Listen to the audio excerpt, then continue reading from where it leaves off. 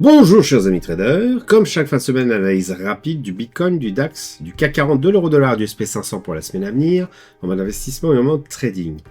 Pour ce qui concerne le calendrier économique de la semaine à venir, il est vraiment relativement calme, puisque à part quelques indices sur les PMI, sur la zone euro, mercredi en début de matinée, on ne devrait pas avoir grand chose, c'est plutôt les Trump prix dont il faut se méfier.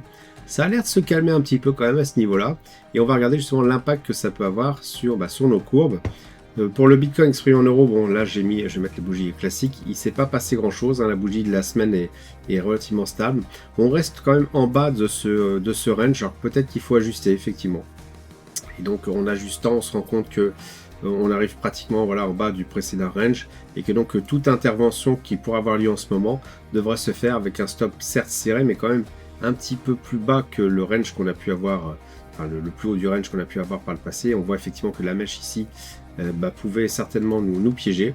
Pour autant, on est toujours dans une zone assez intéressante en termes d'entrée en position, puisqu'on est vraiment en bas de ce range de latéralisation, avec un point consensuel qu'on voit plutôt d'ailleurs sur le haut, et qui laisse à penser que si le prix devait repartir vers le haut, c'est quand même la tendance de fond du Bitcoin, eh bien on serait certainement au-dessus de ce point d'entrée, donc dans une zone relativement confortable.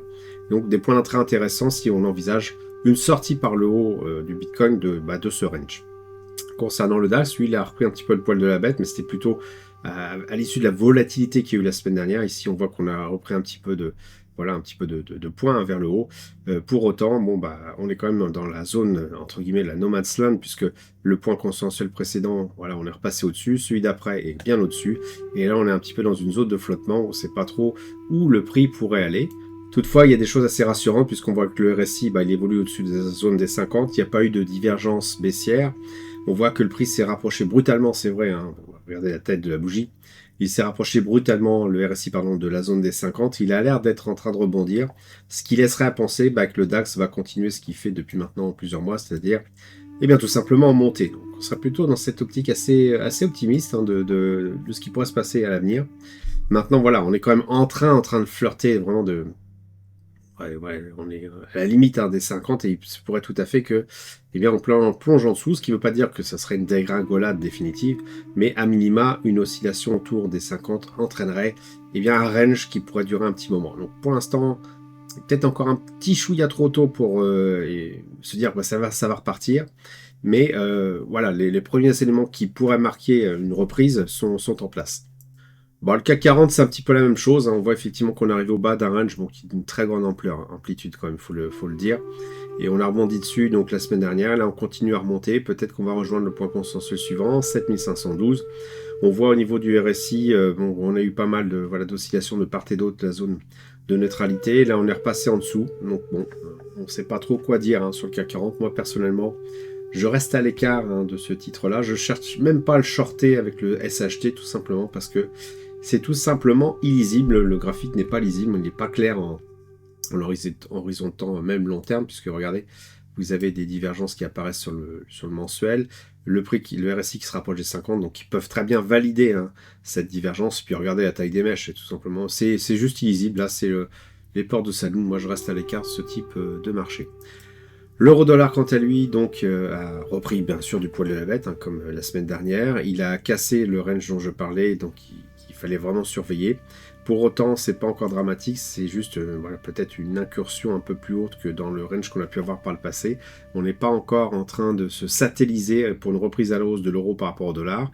D'autant que n'oubliez pas que les taux qui ont été annoncés par la BCE sont de l'ordre de 2,25%, alors qu'au niveau de la Fed, on est à plus de 4%. Donc vous savez très bien que l'euro-dollar, ce qui fait bouger, c'est plus les variations de taux. Là où l'argent est mieux rémunéré, c'est là où va l'argent, plutôt que effectivement les différentes Trumperies et autres catastrophes vite annulées dans la foulée par Donald Trump qui font certes décaler le marché, qui créent une forte volatilité, mais à long terme le marché revient vers vraiment les fondamentaux, à savoir que là c'est le taux d'intérêt qui guide tout simplement l'évolution de la courbe de l'euro-dollar. Donc on peut s'attendre certainement, moi c'est ma vision, après à voir ce qui va se passer, mais on peut s'attendre certainement à un retour à minima, je dirais, de l'euro-dollar, aller sur ce point consensuel-là, des 1,08, ce qui nous fait quand même une sacrée variation, même pour du Forex, c'est énorme de revenir à 4%. Je pense pas que ça va se faire en quelques jours, ça peut prendre plusieurs semaines. après cette folie qui est apparue sur les marchés. Maintenant, ça reste mon biais donc de retour à cet équilibre-là, et toujours une sortie par le bas de la zone euro qui, on ne peut pas dire, soit non plus super transcendante. Il y a fort à parier qu'avec les taux d'intérêt, avec peut-être le Trump qui va se calmer, on va revenir vers les fondamentaux de base et qu'on revienne sur un euro-dollar un peu plus faible que ce qu'on a en ce moment même. Donc, je dirais l'idéal pour profiter de ça, si vraiment vous avez ce même scénario-là, c'est d'acheter du dollar dès qu'on aura bien sûr un signe qui indique que l'euro-dollar se retourne. Donc ça apparaîtra plutôt sur les unités de temps journalières et peut-être même horaires. Commençons déjà par du journalière. Si on voit qu'il y a un retournement qui apparaît, ce qui n'est pas le cas actuellement, il faudra déjà que le RSI, à minima, fasse peut-être une divergence baissière et qu'il la valide pour qu'on commence à avoir un retournement. Et à ce moment-là, on pourra envisager, pourquoi pas, de racheter du dollar contre l'euro. Et puis l'autre point, lorsqu'on achète des choses, par exemple, qui sont en dollars, c'est intéressant d'avoir un euro fort, puisque ça permet d'en acheter plus. Typiquement, pour mon site, moi, les noms de domaine, je les achète toujours quand l'euro-dollar est vraiment dans la phase haute, parce que ça me fait gratter pas grand-chose, mais quelques points. Parfois même, je peux prolonger d'autant mon nom de domaine, parce que je l'achète en dollars et que le dollar par rapport à l'euro est beaucoup plus faible. Donc voilà, il faut vraiment le surveiller la semaine prochaine. Maintenant, il n'y a pas beaucoup d'annonces la semaine prochaine. Je m'attends à ce que ce soit calme, sauf s'il y a une tromperie. Et donc, le prix s'écrase un petit peu sur sa lancée et revienne tout simplement vers les éléments de stabilité. Donc plutôt dans cette zone des 1,08, allez 1,09 dans les 2-3 semaines à venir. À voir si j'ai raison.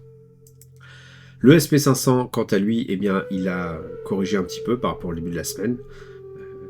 Voilà, on a vu que si je place, les bougies ne sont pas Akinshi, sont des bougies classiques, on voit qu'on a un petit peu baissé. Et ce qui est inquiétant avec le SP500, c'est peut-être d'ailleurs pour ça que Trump se calme, c'est qu'au niveau analyse technique pure, on prend une belle divergence baissière en weekly du RSI par rapport au prix. On voit que le RSI a cassé la zone des 50, ça je vous en parle depuis maintenant 2-3 semaines. Et j'attends toujours, pour vraiment être sûr qu'une correction ou un changement de tendance est durable, j'attends toujours que le RSI revienne sur la zone des 50 et rebondisse dessous ou pas, pour dire, allez, ça y est, s'il rebondit dessous, c'est la fin. On est en tendance baissière pour un petit moment. Et puis bien sûr, s'il rebondit au-dessus, il y a fort à parier qu'on va avoir une phase de latéralisation un petit peu plus profonde et un peu plus longue. Et auquel cas, il faudra attendre avant de pouvoir se décider sur l'issue du prix, et savoir par le haut ou par le bas. Quoi qu'il en soit, là, ici, on a vraiment les premiers éléments, première phase d'un retournement baissier, puisque voilà, divergence, cassure du RSI sur les 50. Il faut maintenant voir ce qui va se passer si le RSI revient sur les 50. Je dis bien s'il revient sur les 50, on peut très bien continuer à rester en dessous. Et là, on pourra en déduire si cette correction-là était finalement un point d'entrée intéressante, ou tout simplement le début de la descente aux enfers. Alors, je ne vous cache pas qu'on ne peut jamais le savoir à l'avance, sinon on serait vraiment tous très riches. Mais voilà, les premiers signes coïncident avec ce qu'on a pu voir sur plein d'autres corrections. Et à chaque fois, on a ce scénario, divergence, cassure, rebond et continuation vers le bas, comme confirmation d'une descente aux enfers. Pour l'instant, on n'a pas eu encore le retour sur les 50. Si ça devait arriver et que ça casse par le bas, on aura une confirmation un peu plus lourde et définitive, en tout cas de long terme, sur le SP500. Voilà, j'espère que vous avez apprécié cette vidéo. Si c'est le cas, merci de laisser un pouce pour m'encourager à continuer. Abonnez-vous à la chaîne YouTube pour ne rater aucune nouvelle publication. Je vous dis merci et à bientôt sur le blog. Quand j'ai commencé le trading, ce n'était pas pour gagner des millions d'euros, me pavaner en voiture de luxe à Dubaï et vivre une vie de jet set.